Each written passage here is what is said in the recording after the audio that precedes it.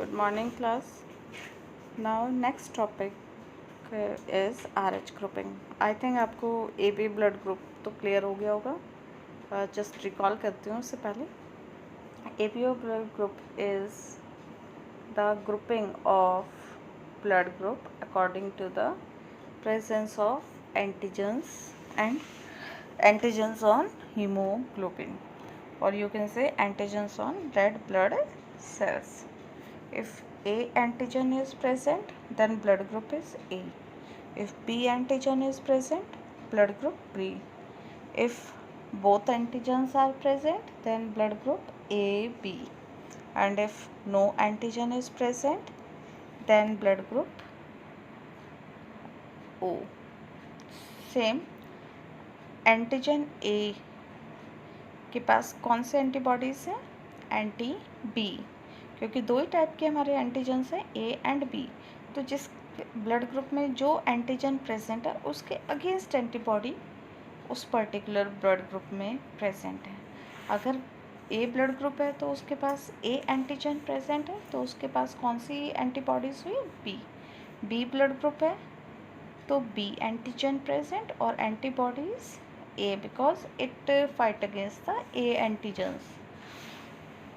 और अगर ए B blood group है तो दोनों टाइप के एंटीजन्स हुए, तो वहाँ कोई भी एंटीबॉडी नहीं है.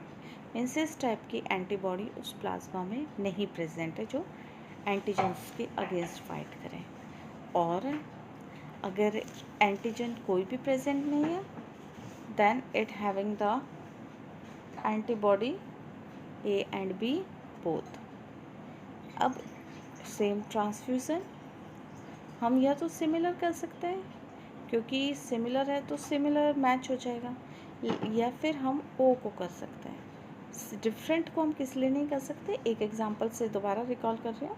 अगर सपोज़ हम ए में बी को इंसर्ट करते हैं तो ए ब्लड ग्रुप के पास ऑलरेडी उसके प्लाज्मा में एंटी बॉडीज़ कौन सी हैं?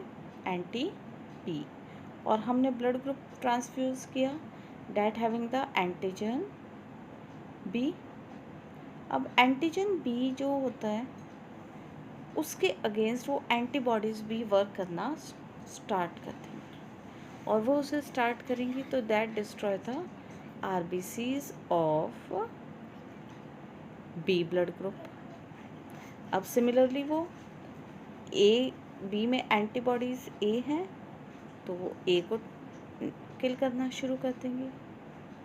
बट मेनली क्या हो जाता है कि एंटीबॉडीज़ जो मैक्सिमम नंबर है, वो जो डोनर है, डोनर के हम एंटीजन्स को मेनली चेक कर रहे हैं कि which type of antigen it has, और रिसीवर के हम एंटीबॉडीज़ और एंटीजन्स दोनों काउंट कर रहे हैं, क्योंकि number of antigen is more, और you can according to the blood.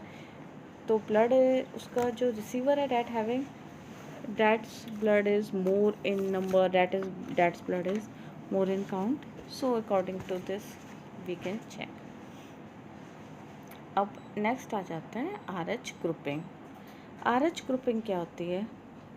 Previous slide भी सेम चीज़ थी.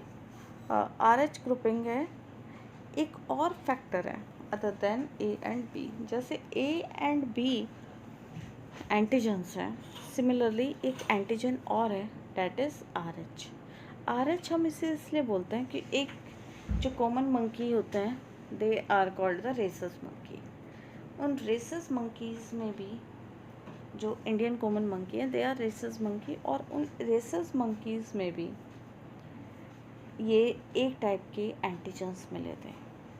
तो जब साइंटिस्ट ने फर्स्ट टाइम डिस्कवर किया था कि कोई क्या फैक्टर्स हैं, तो रेसस मंकी के ऊपर ही चेक किए थे और एक्सपेरिमेंट किया था. तो सिमिलरली वो सेम टाइप के एंटीजन्स हैं, और इसलिए हम उन्हें क्या बोलते हैं? Rhesus factor. और शॉर्ट फॉर्म हमने क्या देते हैं? RH factor. तो अगर ये आरबीसीज के चारों तरफ ये पर्टिकुलर टाइप के प्रोटीन्स प्रेजेंट है, पर्टिकुलर टाइप के एंटीजन्स प्रेजेंट हैं, तो उन्हें बोलते हैं हम RH पॉजिटिव, और अगर ये नहीं है तो क्या बोलते हैं, RH नेगेटिव। आप इस डायग्राम में देखो, यहाँ क्या दिया हुआ है, on RBC plasma membrane presence और एब्सेंस ऑफ RH एंटीजन और RH factor that mainly decide the what RH grouping, no corresponding RH antibodies। अब इसमें जैसे blood group A B O blood group था, तो ए बी और A B O blood group के according means A B blood grouping जो system था, A B O blood grouping, उसमें एंटीबॉडीज़ थी, प्लाज्मा में एंटीबॉडीज थी अकॉर्डिंग टू द एंटीजन्स। लेकिन RH फैक्टर में कोई भी एंटीबॉडी नहीं है, मीन्स यहाँ ऐसी RH एंटीबॉडी या एंटी डी एंटीबॉडी नहीं है, इस टाइप की कोई भी एंटीबॉडी नहीं है। तो जो RH पॉजिटिव हो चाहे वो नेगेटिव हो, उसकी बॉडी में, उसकी ब्लड के प्लाज्मा में कोई भी ऐसी एंटीबॉडीज़ नहीं है। बट अगर RH पॉजिटिव RH नेगेटिव में चला जाए, क्योंकि जो RH पॉजिटिव है उसके पास वो एक एक्स्ट्रा चीज़ है, एक एक्स्ट्रा एंटीजन है, लेकिन वो अगर RH नेगेटिव के साथ चला जाए या RH नेगेटिव में हम उसे इंसर्ट कर दें, तो मतलब ये कह सकते हैं कि अगर RH पॉजिटिव RH नेगेटिव में एक्सपोज्ड हो जाए या दूसरे ब्लड में एक्सपोज हो जाए, तो इम्यून सिस्टम जब RH नेगेटिव है वो क्या करते हैं, हमारे बॉडी के इम्यून सिस्टम RH पॉजिटिव के अकॉर्डिंग एंटीबॉडीज़ बनाना शुरू कर देता है, और जब वो एंटीबॉडीज़ बना देता है तो वो हमारे इम्यून सिस्टम ही उसके अकॉर्डिंग फाइट कर रहा है, means that is the reaction of immune system. हमारे ये नहीं कि वो ऑलरेडी प्रेजेंट है ABO ब्लड ग्रुप की तरह। तो RH फैक्टर, RH जो नेगेटिव होता है,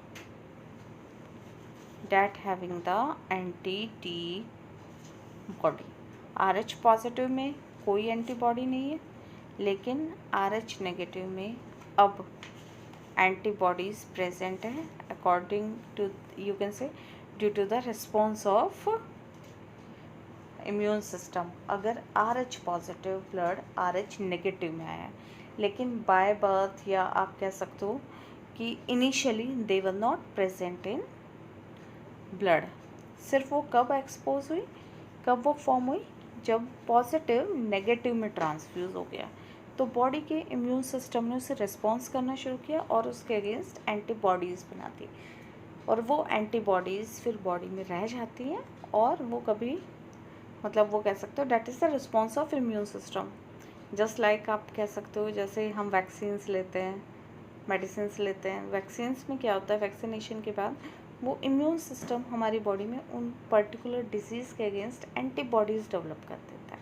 तो जब भी उसके वायरस जर्म्स हमारी बॉडी के अंदर आते हैं, तो बॉडी क्या करती है, वो एंटीबॉडीज़ उसे किल करना शुरू कर देते हैं, और एंटीबॉडीज़ इम्यून सिस्टम ने जो पहले से ही एंटीबॉडीज़ बनाई थी, वो उसे इजीली फाइट करके हमारी बॉडी को उससे प्रोटेक्ट कर देते हैं। तो इम्यून सिस्टम जैसे वर्क कर रहे हैं, सेम ऐसे अगर RH फैक्टर एक बार नेगेटिव ब्लड ग्रुप में, सपोज़ मेरा ब्लड ग्रुप O नेगेटिव है और मैंने O पॉजिटिव ब्लड ट्रांसफ्यूज़, मतलब मेरी बॉडी में O पॉजिटिव ब्लड ट्रांसफ्यूज़ हो गया, तो पहले जब वो O नेगेटिव ब्लड ग्रुप था, जिसमें पहले कोई O positive blood group transfuse नहीं हुआ था, तो मेरी बॉडी में कोई भी एंटी-D एंटीबॉडी नहीं थी, मतलब RH फैक्टर के अगेंस्ट कोई भी एंटीबॉडी प्रेजेंट नहीं थी।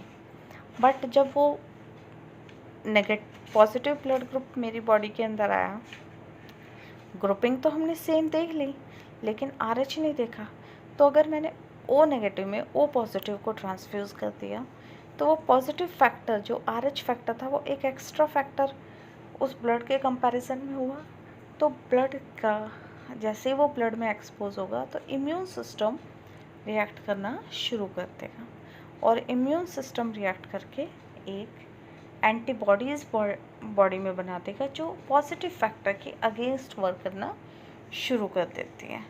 तो that's why RH factor is also important.